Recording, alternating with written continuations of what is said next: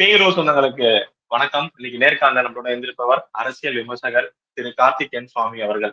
வணக்கம். வணக்கம். முன்னாள் பாஜக தலைவர் திரு அண்ணாமலை அவர்கள் ஒரு கேள்வி கேட்டிருக்கார். 78,000 கோடி எங்கே? சாலைக்காக ஒதுக்கினப்பட்ட அந்த 78,000 கோடி எங்கே? இங்க ஈரோட்ல அத சாலை குண்டும் குழியுமா இருக்கு அப்படின்னு சொல்லிட்டு ஒரு முக்கியமான கேள்வி எழுப்பியிருக்கார். இங்க நம்ம பார்த்திருப்போம், எங்களுக்கு எப்பவுமே காசு தரல, எங்களை புறக்கணிக்கிறாங்க அப்படின்னு சொல்லிட்டுதான் திமுக சொல்லிக்கிட்டு இருக்கோம். ஆனா இவர் இத்தனை கோடி அப்படின்னு சொல்லிட்டு நம்பர்ஸை கரெக்டா சொல்லி அதுக்கான செலவினம் எங்கே அப்படின்னு கேள்வி கேட்கிறாரு. அதாவது இந்த அரசாங்கம் எப்போ எது கேட்டாலும் மத்திய அரசு எங்களுக்கு நிதி கொடுக்கல. சரி, அது ஒரு பக்கம் வைப்போம். அது அடுத்தது பார்ப்போம். முதல்ல இவங்க இப்ப சமீபமா நான் சொல்லக்கூடிய டேட்டாங்கிறது 2025 ஜூன்ல கொடுத்த டேட்டா, மாநில அரசு கொடுத்த டேட்டா. சரிங்களா? அதுல என்ன கொடுத்திருக்காங்கன்னா 2021 தொடங்கி முதலமைச்சர் சாலை மேம்பாட்டு திட்டத்துல 3800 கிட்டத்தட்ட 3800 கோடிக்கு 500 கிலோமீட்டர் கிட்ட 4 வழி சாலை போட்டோம். 2000 கோடி மதிப்பீட்டுல 1600 கிலோமீட்டர் சாலை போட்டோம். இதெல்லாம் சொன்னாங்க. இதுக்கப்புறம் என்ன சொன்னாங்கன்னாக்க, அப்ப அவரு அந்த தொடங்கப்பட்ட திட்டத்துல என்ன சொல்றாங்கன்னாக்க 700 கோடியில ஒரு 350 கிலோமீட்டர் இருவழி சாலை, அப்புறம் 4 வழி சாலை எல்லாமே நாங்க போட்டிருக்கோம். இதை விட என்ன சொன்னாங்கன்னா, ஒருங்கிணைந்த சாலை உள்கட்டமைப்பு மேம்பாடு திட்டம் அப்படின்னு ஒண்ணு சொல்லி எல்லாத்துக்குமா ஃப்ரேம் பண்ணி 17,150 கோடி ரூபாய் மதிப்பீட்டுல 9,000 கிலோமீட்டருக்கு சாலை பணி போட்டோம் அப்படின்னு சொல்லிட்டு 1,100 கோடி மதிப்பீடுல 996 பாலம், சிறு பாலம், அதாவது கொஞ்சம் மீடியம் சைஸ் அந்த இந்த பாலம் பிளஸ் சின்ன சின்ன பாலங்கள்லாம் செஞ்சிருக்கோம், சரி பண்ணியிருக்கோம். அதை விட என்ன சொன்னாங்கன்னாக்க 731 கோடி ரூபாய் செலவுல 164 கிலோமீட்டர் நீளத்துக்கு நகர்பகுதியில மேம்பாடு திட்டம் பண்ணிட்டோம் அப்படின்னாங்க. இதை விட என்ன சொன்னாங்கன்னாக்க 2,100 கோடி கிட்டத்தட்ட அதுல சாலை ஓடுதள பாதை, சாலையில ரன்வே அப்படிங்கிற மாதிரி ஓடுதள பாதை மேம்பாட்டு திட்டம், அது கீழே ஒரு 6,000 கிலோமீட்டர் நாங்க ரெடி பண்ணியிருக்கோம் அப்படின்னு சொல்லி சொன்னாங்க. இதெல்லாம் அவங்க சொன்னாங்க. ஐ திங்க் ஓடுதளம்னா சர்வீஸ்லன்னு நினைக்கிறேன், மேபி அவங்க குறிப்பிடுறது அதான் நினைக்கிறேன். சரி, இன்னொரு 600 கோடி மதிப்பீடுல 1,652 சாலை பாதுகாப்பு பணிகள் செஞ்சிருக்கோம். இந்த கணக்கெல்லாம் இவங்க கொடுத்துருக்காங்க. சரி, இதுல எல்லாம் நீங்க பண்ணீங்களே, அதை தான் அவர் கேட்கிறாரு அண்ணாமலை அவர்கள். இவ்வளவு எல்லாம் செஞ்சேன்னு சொன்னீங்களே, ஆனா எந்த இடத்துலயும் சாலையே கண்ணில் படல, வெறும் குண்டு குழியுமா தான் இருக்கு. நீங்க இந்த கொடுத்த திட்டங்கள் இருந்த ரோடெல்லாம் எங்கன்னு கேட்கிறார். இதுல அவர் கேட்கக்கூடிய அந்த ஏரியாக்களுக்கும் பார்ப்போம். புறவழி இணைப்பு சாலைன்னு ஒண்ணு இவர் சொல்லக்கூடிய அந்த வெளியில எல்லாத்தையுமே இவங்க ஊருக்குள்ள நாங்க பண்ணோம், வெளியில பண்ணோம்னு இல்லை, எல்லாத்தையுமே ஒரு கணக்கு கொடுத்துருக்காங்க குத்துமதிப்பா. ஒரு 300 கோடி செலவுல பாத்தீங்கன்னா மணச்சநல்லூர்ல, இலுப்பூர், பார்த்திபனூர் அந்த இடத்துல ஒரு திட்டம், கட்டம் 1. அதுக்கு பின்னாடி பவானி கட்டம் 2.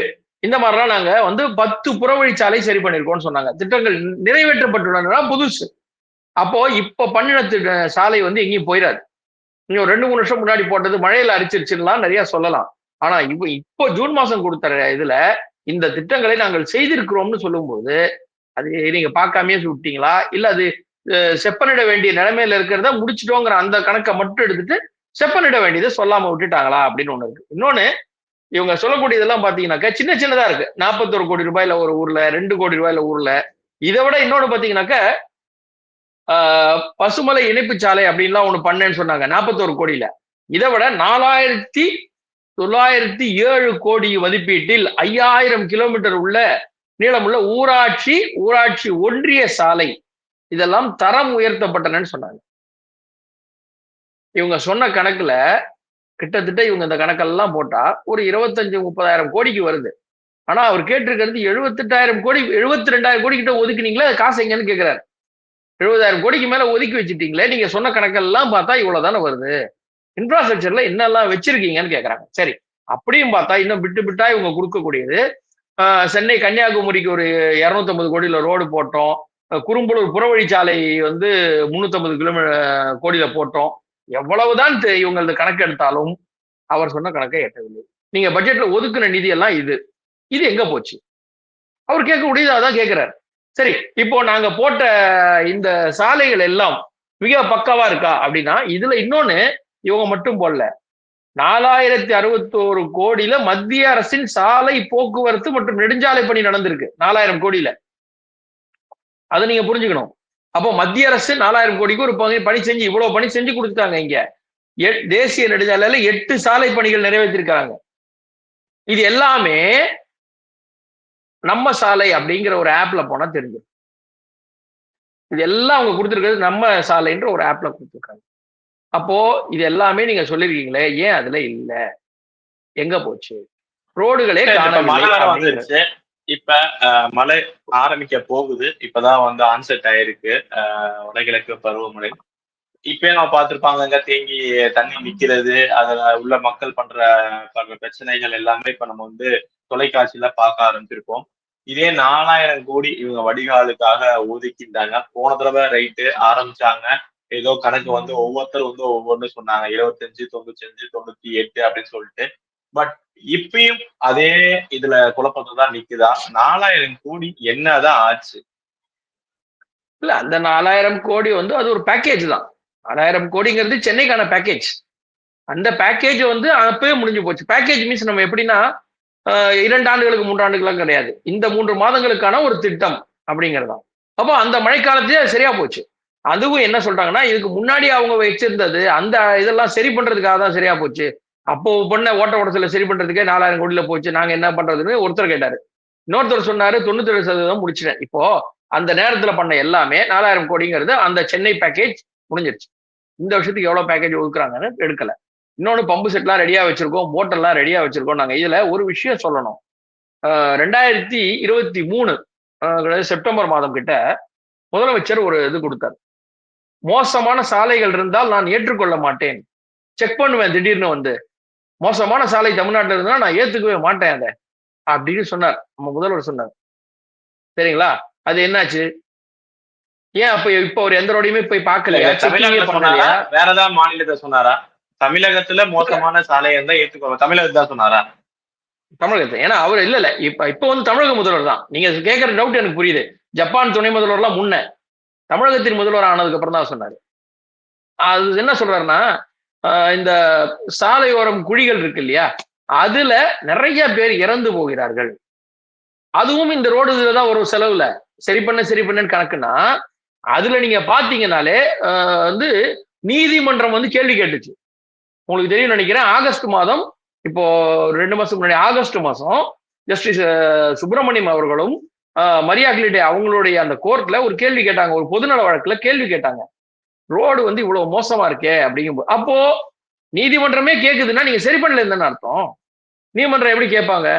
நீங்க ஆதார் கோட் நீங்க பண்ணிருக்கோம்னு கொடுத்துருந்தீங்கன்னா அவங்க கேட்க போறது இல்லை. அப்ப நீதிமன்றம் உங்களுக்கு கேள்வி கேட்டிருக்குன்னா நீங்க பண்ணல. நாங்க எதுவுமே சொல்ல வேணாம். நீதிமன்றம் கேட்ட கேள்விக்கு நீங்க என்ன கொடுக்குறீங்க சொல்லுங்க. பப்ளிக்ல வந்து இவங்க வந்து எங்களை பற்றி அவதூறு பரப்புகிறார்கள், இவர்கள் எங்களை பற்றி பொய் சொல்லுகிறார்கள். நீதிமன்றம் சொல்லிச்சுன்னு தானே கேட்கிறோம், அதை சொல்லுங்க.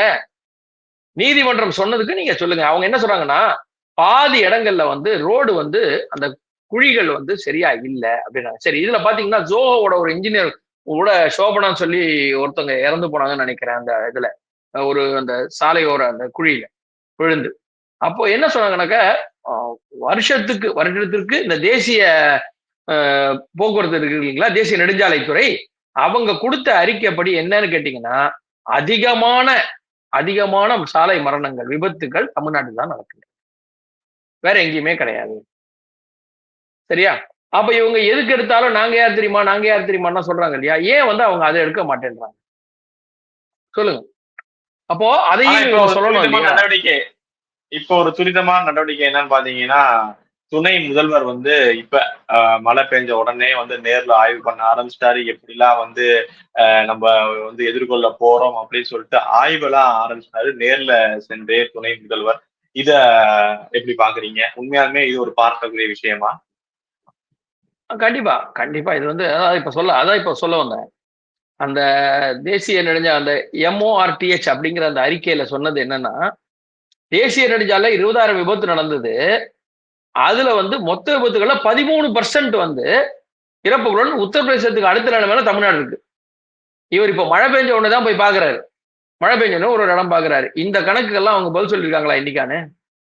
எதற்கெடுத்தாலும் நாங்கள் தான் நம்பர் 1 இருக்கிறோம். மத்திய பிரதேசத்துக்கு அப்புறம் நாங்க தான், பாம்பேக்கு மகாராஷ்டிராக்கு அப்புறம் நாங்க தான். ஏதாவது ஒண்ணு கொலை நடந்தா உத்தரப்பிரதேசத்தை போய் கேளுனாங்கல்ல. 2வது இடம். இது ஏன் பேசல? விபத்துகள்ல இறக்குறவங்க அப்ப இவங்க ஒண்ணும் பண்ணல. சரி. இப்ப நீங்க கேட்டீங்க இல்லையா? உதயநிதி அவர்கள் இப்ப போய் பார்க்குறாங்கன்னு. 2026 தேர்தல் வருது. அதனால இப்ப இறங்கி களத்துல இறங்கி பார்க்கிறாரு. சரிங்களா? அப்படி இல்லைன்னா அவர் இது போல இன்னொரு டவுட் ஒரு பார்த்திருப்போம்.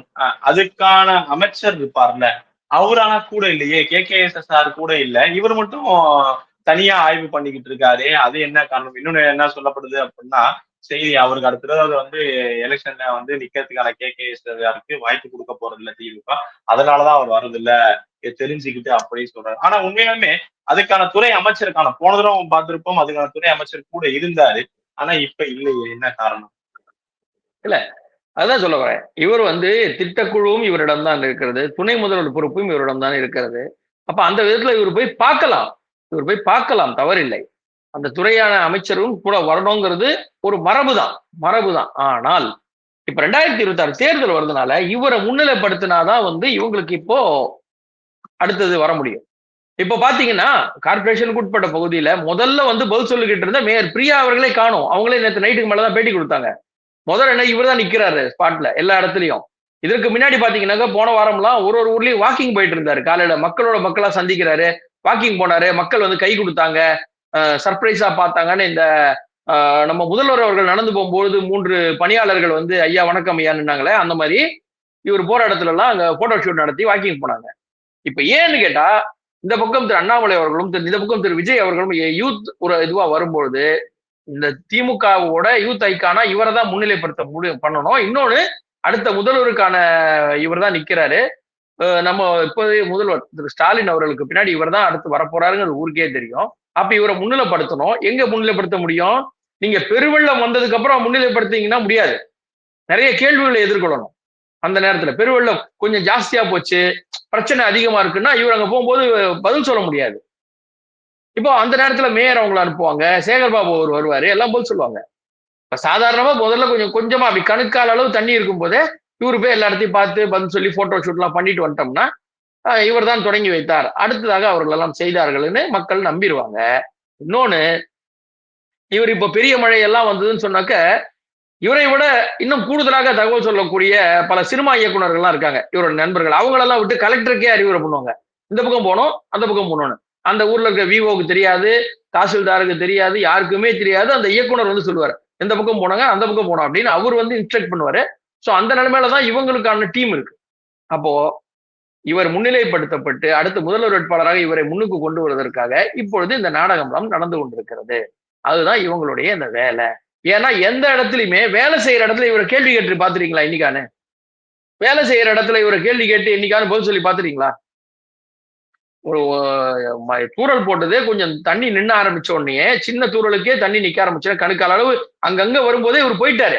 ஆனால் அதிக தண்ணி நின்ன இடத்துல வந்தாரு. யாருமே பத்திரிகை யாருமே இவங்களை கேள்வி கேட்டு நம்ம இந்த 4.5 வருடங்கள்ல பார்க்கவே முடியல.